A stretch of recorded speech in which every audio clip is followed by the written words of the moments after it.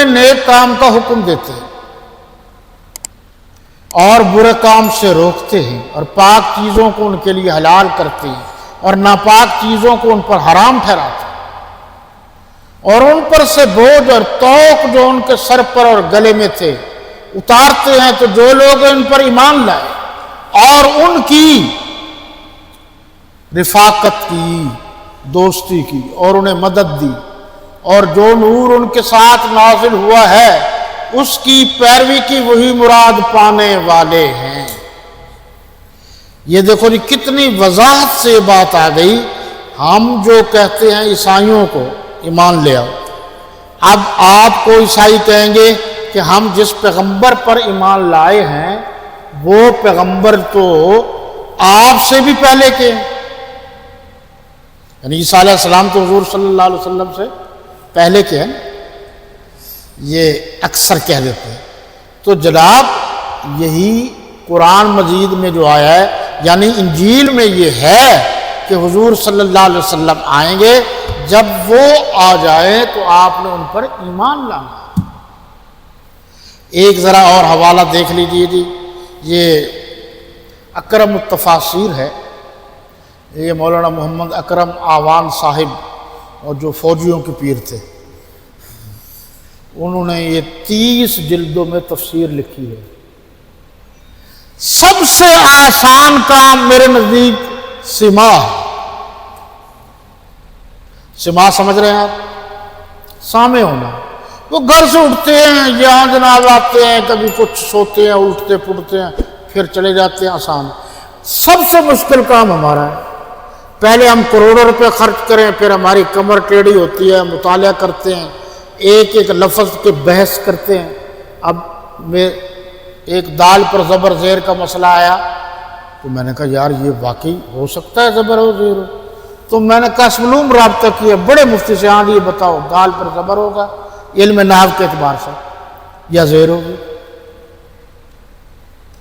اور پھر اس کا بہت دور تک بات جاتی ہے ہماری میڈیا کے ذریعے، اور پھر ہزاروں لوگ ہزاروں باتیں کرتے ہیں۔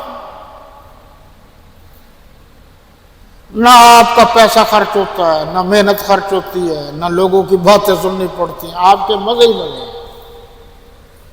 یہ مولوی صاحب بیٹھے ہیں، یہ جب تیاری کرتے ہیں تو ان کو پتہ چلتا ہے نا کہ تیاری ہوتی کیسے ہے۔ لوگوں کا کیا ہے، لوگوں کو کسی کی تعلیم پرائمری ہے، کسی کی مڈل ہے، کسی کی میٹرک ہے، کسی کی ایف اے ہے، کسی کی بی اے ہے، کسی کی ایم اے ہے، کسی کی پی ایچ ڈی ہے۔ وہ جب ہماری گفتگو سنتے ہیں تو وہ اس حساب سے سنتے ہیں۔ کوئی بات میٹرک والوں کو پسند نہ آئی تو وہ کہے گا یار کیا کہہ دیا، کوئی بات پی ایچ ڈی والوں کو پتہ نہ چلا تو اس نے کہا یہ کیا کہہ دیا، یا اس نے کہا یہ کوئی بات ہے کرنے والی ہے تو بچوں والی بات ہے۔ تو ایک خطابت ایک مشکل تھی، اور میرے نزدیک مشکل ترین معاملہ ہے خطابت، یا مشکل ترین شوق ہے، کیونکہ ہر قسم کا آدمی ہوتا ہے اور بہت کچھ ہمیں دیکھنا پڑتا ہے۔ اس میں من آمن لفظ یاد ہے، اس میں ایک صحابہ کرام کی فضیلت بھی ہے۔ اللہ تعالیٰ نے جن لوگوں کو چن لیا ان میں صحابہ کرام ہیں، خلفاء راشدین ہیں، اور اکثر صحابہ کرام رضوان اللہ تعالیٰ علیہ مجمعین ہیں۔ وہ مدینہ منورہ میں دفن ہوئے۔ منہا خلقناکم وفیہا نعیدکم ومنہا نخرجکم تارۃ اخری۔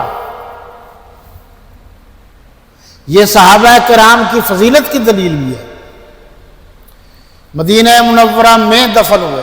فرماتے ہیں کہ عجیب مٹی ہے کہ جسے اللہ نے اپنے حبیب صلی اللہ علیہ وسلم کے ہمراہیوں، ساتھیوں، خادموں اور جاں بازوں کے لیے ازل سے پسند فرمایا۔ تخلیق ہی اس لیے کہ یہاں وہ سب بندے کھڑے کروں گا جو میرے نبی صلی اللہ علیہ وسلم کا ساتھ دیں گے۔ اب آپ کو سمجھ میں آ گئی ہوگی، منہا خلقناکم وفیہا نعیدکم ومنہا نخرجکم تارۃ اخری۔ اس آیا مبارکہ آج ختم کرتے ہیں، یہ توقع سے زیادہ ایک آیت پر یہ آج دوسری اتوار ہے، تو بڑا معاملہ میں نے آگے بھی چلنا ہوتا ہے، تو بعض وضاحت بڑی ضروری ہوتی ہے، وضاحتیں۔ اس آیہ کریمہ سے لوگوں نے یہ آسانی ڈھونڈ لی ہے کہ مسلمان ہونا کوئی شرط نہیں، اور ویسے بھی اردو میں آپ سب ذرا سمجھیے کہ جب لفظ جو آ جائے تو وہ پچھلا جملہ پیچھے رہ جاتا ہے، اب اگلا جملہ جو سے جو اسٹارٹ ہوتا ہے۔ لا الہ الا اللہ، لا الہ الگ ہے، الا اللہ، اللہ سے آگے جملہ اور شروع ہو رہا ہے۔ اللہ کی ذات ترجمے میں ہے، ویسے کوئی عبادت کے لائق نہیں، اگر کوئی ہے تو وہ صرف اللہ ہے۔ تو یہاں بھی یہی ہے کہ جو ایمان لائے، یعنی پچھلی بات کی حیثیت ختم ہو گئی، ایمان تب معتبر ہوگا جو ایمان لائے۔ کیسے ایمان لائے؟ میں نے 4-5 آیات کا حوالہ دے دیا ہے کہ ایمان باللہ بھی ہو، ایمان بالرسول بھی ہو، ایمان بالملائکہ بھی ہو، اور ایمان بالکتب بھی ہو، ایمان بالآخرہ بھی ہو، اور ایمان یوم البعث القیامہ بھی ہو۔ یہ ساری چیزیں تب ایمان معتبر ہوگا، ورنہ ایمان معتبر نہیں ہوگا۔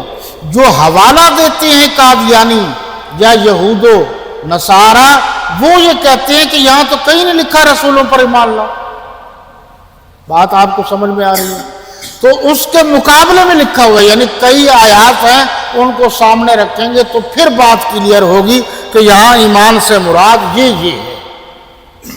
یہ اسی بات کا جواب دیا جا رہا ہے کہ مسلمان ہونا کوئی شرط نہیں، یہودی ہو، نصرانی ہو، ہندو ہو، سکھ ہو، مذہب تو انسانیت ہے، یہ ان کی بات، تو جو بھی بھلا کرے گا وہ جنت میں چلا جائے گا۔ یہ ملحد کہتے ہیں، کافر کہتے ہیں، ایسا ہرگز نہیں ہوگا۔ جنت اللہ کے مقرب بندوں کا گھر ہے، نافرمانوں کا نہیں۔ جن میں ایمان ہی نہیں وہ جنت میں کیسے ہو؟ ایمان کی تشریح میں نے کر دی، اور اگر آپ کو یہ بھی بات بھول جائے تو اس سے بھی آسان ہے کہ آپ ایمان مجمل اور ایمان مفصل یاد رکھیں، ان میں ان چیزوں کا ذکر ہے، اور ان ساری چیزوں کا قرآن میں اور احادیث میں ذکر ہے۔ اللہ آپ کا، میرا اور تمام مسلمانوں کا حامی و ناصر ہو۔ حیات باقی، ملاقات باقی، وما علینا الا البلاغ۔